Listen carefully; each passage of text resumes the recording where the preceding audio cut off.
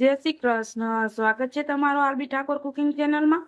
તો આજે આપણે આંબલીની ખાટી મીઠી ચટણી બનાવીશું, જેના માટે મેં આંબલીને 1 કલાક માટે ગરમ પાણીમાં પલાળી હતી અને હવે આપણે આને એક ગળણીથી ગાળી લઈશું. તમે જોઈ શકો છો જે સૂપ ગાળવાનો ગળણો આવે એનાથી આપણે આ બધી આંબલીને ગાળી લીધી છે અને આ રીતે એમાંથી કચુકા અને એની જે બીજો કચરો હોય એ બધો નીકળી ગયો છે. તો ચાલો હવે આપણે ગેસ ઉપર મૂકી દઈશું ઉકળવા માટે. મેં અહીંયા તપેલી ગેસ ઉપર મૂકી દીધી છે. હવે આપણે એમાં ગોળ નાખીશું ને સરસ આપણે એને ઉકળવા દઈશું. આપણું ગોળ અને આંબલી સરસ ઉકળી ગયું છે. હવે આપણે એમાં મસાલા નાખીશું. તો અહીંયા મેં લાલ મરચું, પછી કાળું મીઠું જેને આપણે સિંધવ મીઠું કહીએ, સાદું મીઠું અને ચાટ મસાલો લીધો છે. એ આપણે આમાં નાખી દઈશું અને ફરીથી સરસ આપણે એને ઉકળવા દઈશું.